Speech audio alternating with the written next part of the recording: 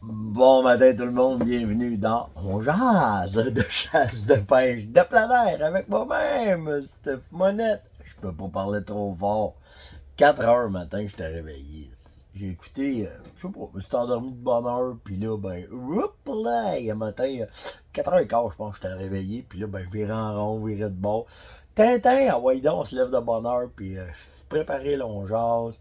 J'ai passé à travers tous mes courriels, j'ai passé à travers tous vos messages, je posais ta date.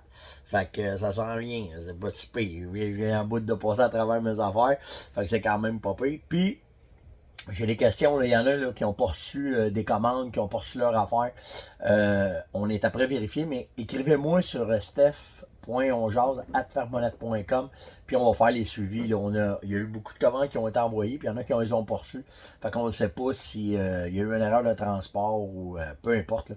On va s'occuper de vous autres. Soyez-en assurés.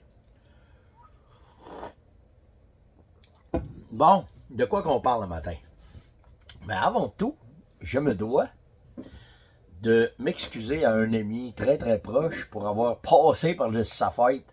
Ben, en fait, c'est la faute à son gars. Son gars m'a écrit trop tard. Il l'a oublié lui avec. Puis moi, je l'ai oublié aussi. Fait que ça nous met un petit peu plus tard. Sauf que, vous le savez, quand on souhaite bonne fête à quelqu'un, ben ça y donne une chance de repogner sa journée puis de repartir en grand. Fait que c'est des cadeaux en double, puis c'est des souhaits en double. Donc, ce matin, bonne fête à mon bon body. C'est le doyen, hein? C'est un de nos doyens des pro staff, puis c'est devenu un grand ami, Jacques Laflamme. Fait que bonne fête, mon Jack. Oh, puis je ne dirai pas son âge, parce qu'il est maintenant rendu d'un âge vénérable. Mais vraiment, passe une bonne journée, chum. Fais attention à toi. Puis on se voit à mon retour. C'est sûr et certain qu'on va aller prendre des cafés ensemble. Fait que bonne fête, Joke. Puis fais attention à toi en cette journée de janvier. Après ça, de quoi qu'on parle? Hmm. Hier, j'ai fait une parution sur ma page. Euh, Sylvester Stallone a reçu son Beretta. Et fallait que je ferme ma gueule. Fallait que je sois. Quand je suis allé chez Beretta, j'ai eu la chance d'avoir cette arme-là dans les mains et surtout de voir l'œuvre qui a été faite de son fusil. Et quand j'étais là-bas, ben j'ai demandé de pouvoir prendre des photos de ça, puis ils m'ont dit non, c'est privé, il faut essayer une collection privée, seulement que le propriétaire pourra en parler. Alors, fallait attendre. Puis je pensais pas qu'il aurait donné pour Noël, mais il l'a reçu pour Noël. Puis Sylvester Stallone a fait une, un post avec ça. Et ça s'est rendu. En fait, j'ai fait deux posts. J'ai fait un post des photos. Puis j'ai fait un post aussi de sur LinkedIn. Monsieur Beretta a partagé parce que Sylvester Stallone remercie la famille Beretta. Puis c'est une longue connaissance d'amitié entre Sylvester Stallone et la famille Beretta. Alors, je vous ai mis ça hier pour faire. J'en ai d'autres affaires de même, hein. Parce que cette année, pour avoir été deux fois, c'est pas rien. Hein. C'est une année de malade en 2022.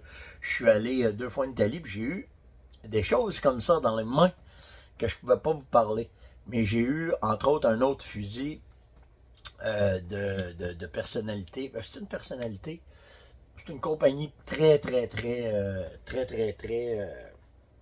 populaire. Je pourrais pas dire, à moins que ça sorte. Si ça sort, je pourrais vous le dire. Mais j'ai eu cette arme-là dans les mains de fond en comble.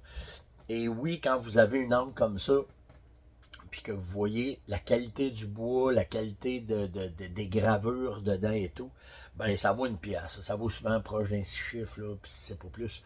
Fait que j'en ai eu un autre, en fait deux autres comme ça dans les mains, puis au fur et à mesure, mais c'est incroyable comment dire. Puis Stallone, il dit hein, dans son vidéo, oui, il va tirer avec son fusil, mais c'est vraiment une œuvre d'art. C'est rendu un bibelot là, que ça a pas de prix rendu là. Fait qu'en tout cas, allez voir ça. Allez voir comment est-ce qu'on peut amener euh, la.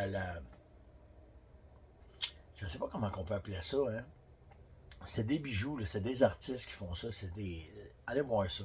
Je vais vous faire une vidéo parce que là, 2023 arrive, puis là, il y a certaines affaires que je peux commencer à sortir.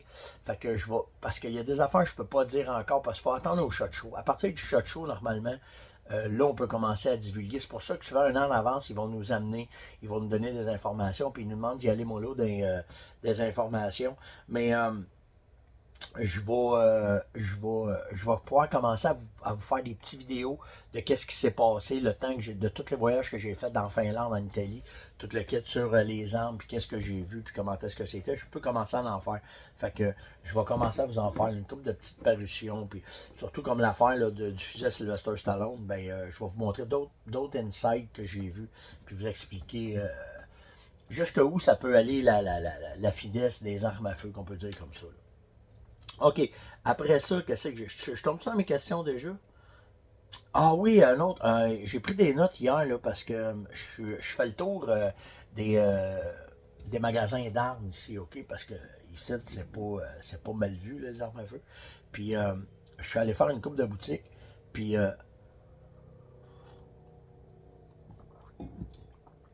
mettez-vous pas la tête dans le sable, là, ça va être dur les approvisionnements de balles, OK? Il n'y a pas de balles, ça.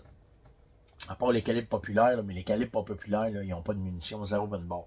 Fait que normalement, quand les États-Unis attrapent la grippe, ben nous autres on tous, ben, on va tout ça 5 grammes de temps. Fait que quand vous trouvez des munitions, attendez pas. Puis quand vous trouvez des affaires, je vous le dis, là, c'est plate, ben c'est plate. L'être humain est fait comme ça, hein. Oublie. Mais on a encore les pieds dedans, là. On a encore les pieds dans les problèmes d'approvisionnement, dans les problèmes de recevoir du stock, d'être capable de produire du stock. Puis tu sais, ça m'est arrivé, là, j'ai deux, trois. Ben, en fait, je suis après négocier pour la ferme, là, tu sais. Autant pour les approvisionnements, mais pour les clients. Puis là, j'ai des commandes qui tardent à rentrer. Puis un gros client particulier, là, je ne serais pas capable de faire sa commande parce que là, toutes mes commandes d'autres clients sont rentrées. Avec l'expansion qu'on a, c'était pas pour. Puis là, les commandes d'approvisionnement qu'on va faire, ben, ce niaisage-là fait que je serais peut-être pas capable de les approvisionner comme il faut. Puis là, il faut jouer avec qu'est-ce qu'on va avoir comme stock. Fait que attendez pas. Quand vous voulez de quoi, vous voulez commander quelque chose, attendez pas à la dernière minute, je vous le dis, là.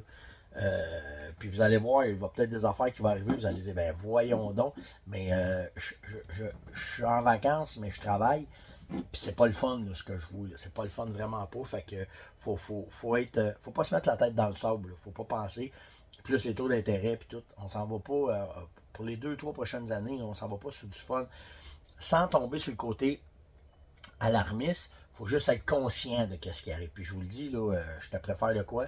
Puis je suis pas sûr que mes clients vont être contents parce que si ça niaise, puis ça, c'est une question, on se bat contre le temps. C'est vraiment contre ça qu'on se bat. En tout cas, on pourra en reparler plus tard. Dans les questions, Tommy me demande la saison 2023 au Chevreuil au Québec est une semaine plus tard, donc on va arriver dans le prime du RUC. T'en penses quoi de ça? Ben, ça sera pas mauvais parce que on va probablement laisser passer des jeunes bottes, puis on va se ramasser avec des mâles matures qui vont être plus faciles à déjouer. OK, ils vont courroyer plus, le rythme va être dedans, on va poigner les outsiders, il va y avoir beaucoup plus. Je vois pas ça négatif. Bien au-delà de... Tu sais, donnez-vous la chance en 2023 de peut-être laisser passer les spikes puis attendre voir qu'est-ce qui va arriver vu on va tomber dans le prime de la chasse. La seule affaire qui pourra peut-être jouer un peu, c'est si on a de la neige de bonheur, que le chevreuil se met à migrer, ben ceux qui sont dans des postes migratoires vont avoir un choix incomparable. Ça m'est arrivé avec Yann en 2018 ou 2019. En tout cas, ben de toute façon, vous allez le voir, j'ai une émission là, avec Norman Burns qui va jouer dans 5 jours. Puis vous allez voir que ça donne une migration quand tu es capable de te rendre plus tard en saison. Ben, en tout cas, pas parce que le film était fait plus tard, mais on avait eu de la neige plus de bonheur. Puis vous allez voir quand la neige arrive, quand ça se met à migrer, ça bouge le chevreuil puis c'est plus facile. Fait qu'en 2023, ben, je pense que ça va être une bonne saison de récolte pour les mâles matures. Est-ce que ça va être une bonne saison de récolte pour la chasse? Je pense pas, parce que on a un sérieux débalancement. Puis ils auront beau jouer avec les chiffres, nous mettre ça comme ils veulent. Là. Juste les ventes de permis non résidents que par rapport à ce qu'on avait aux résidents avec, qui avaient des chances de récolter des gros bocs, puis les non résidents venaient au Québec, ils ont complètement délaissé le Québec maintenant, parce que la chasse, elle est pourrite sur le côté qualité de chasse. Donc, après ça, dans l'aménagement, j'ai Rémi qui me pose comme question, Steph, hier tu as parlé ton truc des trails qui se convergent une dans l'autre, puis ça amène les chevreuils un dans l'autre. Mais il dit, tu mets quoi comme produit pour les attirer d'un trail?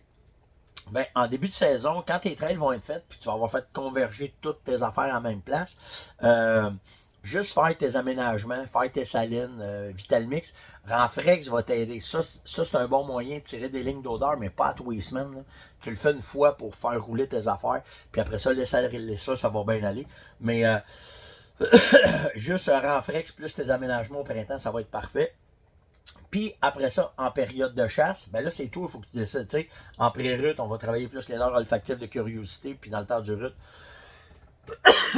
on va travailler les leurs sexuelles, fait que là, c'est plus toi qui vas voir, mais en début de saison, Renfrex avec tes aménagements de saline, ça va faire la job en masse, Rémi, puis tu vas avoir des très, très, très bons résultats dans tes aménagements. J'ai pris un article intéressant, puis je voulais vous parler de ça, des faits qui se passent. Qu'est-ce qui se passe avec les chevreuils à la grandeur de l'Amérique quand l'hiver arrive? C'est un article qui était dans Outdoor Life, puis ça rejoint la question de Martin qui me demandait comment est-ce que nos chevreuils vont passer l'hiver. Ben, j'ai noté, combien j'ai de faits? J'ai 12 faits que je vous ai mis ensemble, juste pour vous aider à comprendre un peu comment est-ce que le chevreuil réagit en hiver, OK? Premièrement, au nord de la 35e latitude au Canada, en Amérique en fait, ok, il y a 4 mois d'hiver. Ce que ça fait, ce 4 mois d'hiver-là, ben, ça fait que ce paquet d'États-là tombe beaucoup dans les rations. Le chevreuil va être rationné dans sa nourriture. Ok? Le chevreuil va perdre jusqu'à 25% de son poids dans ce temps-là. La majorité du temps, quand il fait très froid, ok, avec la neige, le chevreuil va passer son temps couché. La raison de ça est simple, c'est que plus qu'il reste couché, plus qu'il garde son énergie, moins qu'il va perdre de couches de graisse, plus qu'il y a des chances de se rendre au printemps. OK? Il y a des faits intéressants là-dedans, par exemple, que vous allez comprendre. Il y a des affaires qui arrivent juste au Québec. Les chevreuils, naturellement, partout en Amérique, quand la neige arrive, va coller les points de nourriture. Donc, pour eux autres, c'est important parce que vu que ça gèle, vu qu'ils ont moins de nourriture, ils vont coller les places naturelles et surtout les places faites par l'humain. Donc, les champs de maïs, les champs de luzerne, les champs de soya qui ont été mal récoltés, qui restent de la bouffe, le chevreuil va coller là-dedans. OK? Par contre, il y a seulement qu'au Québec où est-ce que les régions, puis on le voit, là, au sud du Québec, le chevreuil ravage moins maintenant, mais au nord du Québec, le chevreuil ravage tout le temps, puis c'est justement à cause de la neige, puis à cause du manque de nourriture que ça arrive. Mais c'est typique à les endroits nordiques que le chevreuil ravage. Au sud, ça arrive pas. Ils vont galvauder partout, puis c'est là que tu vois des bocs d'un champ qui vont coller les champs de maïs, comme je vous disais, puis ces places-là, c'est là qu'on voit ça. Une observation intéressante sur le chevreuil, c'est que quand vous les voyez se gorger de neige, la même affaire avec la pluie, ok? À la pluie, c'est spectaculaire quand on voit ça, mais la neige aussi, c'est assez spectaculaire. Quand la neige va tomber, son poil, c'est un poil creux, hein? Fait que la neige va réussir à rentrer en dedans. Puis, aussitôt que la neige rentre, qui va trop s'imbiber dans son poil, il va secouer d'une façon bien impressionnante où est-ce que ça éjecte toute la neige, ça éjecte toute l'eau, puis ça fait un nuage alentour d'eux autres. C'est impressionnant de voir ça. Puis souvent, je sais pas si vous êtes abonné au site Shed Hunter, mais ils mettent beaucoup de vidéos de sheds qui tombent des chevreuils ou des orignaux. Puis souvent, ça arrive quand que ce phénomène-là arrive, qu'ils vont se brasser pour enlever la neige ou pour enlever la pluie, ben ça shake tellement que les panaches débarquent. Fait que il y a juste, c'est un des, ben, la majorité des animaux vont faire ça aussi, mais le chevreuil, à cause de son poil, c'est impressionnant de voir la neige débarquer ou l'eau débarquer de leur corps, c'est très impressionnant. Une des seules nourritures qui va garder beaucoup de nutriments, beaucoup de protéines et qui devient une des nourritures préférées du chevreuil. C'est pour ça que au Québec, ça a un certain succès si vous réussissez à faire ces champs-là, les champs de brassicas, ok, vont garder, la plante va garder beaucoup de nutriments, même quand elle est gelée, quand l'hiver est là, puis même quand la neige le pogne, la feuille reste verte. C'est pour ça que le chevreuil va beaucoup coller dans ce genre de nourriture-là. Naturellement, la neige profonde est le pire ennemi du chevreuil. Pas besoin de vous en parler pour que vous le sachiez. Puis c'est pas juste à cause que la neige, ce qu'elle fait, c'est que ça les prive de nourriture, ça les brime dans leur mouvement, ils vont dépenser plus d'énergie. Puis en plus de ça, les coyotes ils vont pouvoir s'amuser allègrement quand on se ramasse soit avec une croûte ou quelque chose de même. Donc, le chevreuil, c'est pour ça qu'il y a beaucoup de misère à s'adapter aux régions nordiques à cause justement de la neige. Puis cette année, à Saskatchewan, ça a l'air qu'il y a de la neige. Il y a un peu partout au Canada cette année, c'est pas fort. Fait que ça s'enligne pas vers des. À part au Québec, qu'est-ce qui se passe là, ça c'est bon. Mais à part de ça, c'est pas terrible. Il s'entend pas bien avec la neige, notre chevreuil. Février, la majorité des cornes sont tombées. On va avoir des cornes qui vont tomber en décembre, même des fois fin novembre, OK? Les panaches vont commencer à débarquer, mais normalement en février, les panaches sont tout tombés. Et ceux qui les gardent souvent, c'est soit que la nourriture elle est excellente, donc ils peuvent garder leur métabolisme va bien fonctionner, donc la perte de cornes peut être retardée. Puis aussi un débalancement hormonal va faire que les panaches vont tomber plus tard en saison, mais normalement en février, il est plus supposé en avoir. Une autre observation bien drôle, bien le fun. Tu sais, les bachelor bucks qu'on voit l'été, un paquet de bucks ensemble qui vont vivre ensemble, puis que ben souvent c'est très agréable pour eux autres d'avoir ça parce qu'ils vont profiter de leur finesse, de leur intelligence, de leur façon de contrôler la prédation. Plusieurs yeux de buck et nez de buck, c'est très intéressant pour eux autres, pour les protéger. Mais l'autre affaire qui est nice, c'est que quand l'hiver arrive, ils vont se regrouper encore souvent. Au Québec, on parle pas des ravages, mais un peu partout, ailleurs, les bucks vont recommencer à revenir ensemble et ils vont s'occuper un de l'autre. Souvent, on va voir des bucks se licher entre eux autres. Quand les panaches vont tomber, ils vont licher le sang. Deux raisons. Ça les fait cicatriser.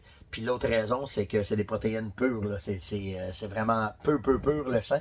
Donc, ils vont pas gêner pour ramasser ça quand ils sont en manque de minéraux ou de nutriments. Ben, si le panache tombe, ils vont aller se licher entre eux autres pour pouvoir aller chercher ça.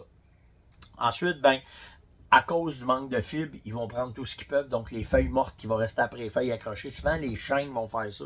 Donc, ils vont rester là, les chênes, puis les merisiers. Les feuilles vont rester après, les chevreuils vont coller dans ces endroits-là. Puis, un autre fait important, évitez juste la moulée l'hiver. Quand ils vont aller se nourrir, si vous les nourrissez artificiellement, on va éviter de leur donner juste de la moulée parce que quand ils avalent, ça s'en va dans les estomacs, ils vont se coucher, ils vont faire remonter ça, puis ils vont broyer ça avec le nez, c'est un ruminant. Puis si c'est juste de la moulée, OK, qu'il n'y a pas de fibre à travers ça, cette pâte-là que ça leur fait dans la gueule, dans la bouche, quand ils vont le prendre, souvent ça va se ramasser dans le creux des joues, puis cette poudre-là ne s'enlève pas. S'ils n'ont pas de fibres, de la luzerne, des feuilles, n'importe quoi, ça ne nettoie pas leur bouche. Puis ça, ce que ça fait à la longue, c'est que cette pâte-là qui est respirée entre les dents et les joues va faire de l'infection. Puis ça peut aller jusqu'à des abcès, puis ça peut aller jusqu'à faire tellement d'infections que ça passe à travers les joues, puis le pus coule, le jus de ça coule, puis ça les rend vulnérables aux infections, puis ils peuvent mourir à cause de ça. Donc, c'était quelques faits intéressants qui arrivent à nos chevreuils l'hiver que je trouvais le fun de vous parler. Je m'arrêtais de parler, puis je suis après bosser mon temps solide. Likez, partagez, invitez, commentez, puis lâchez pas, puis venez me parler sur Steph Ongeard, puis la millième s'en vient, puis il y en a qui sont après me calculer exactement ça va être quand. On arrive proche la millième. Bon, vous revenir avec ça la date exacte. Donc, likez, partagez, invitez, puis si vous voulez me parler, steph.ongeard@fermonette.com. Puis on se voit demain. Ciao tout le monde!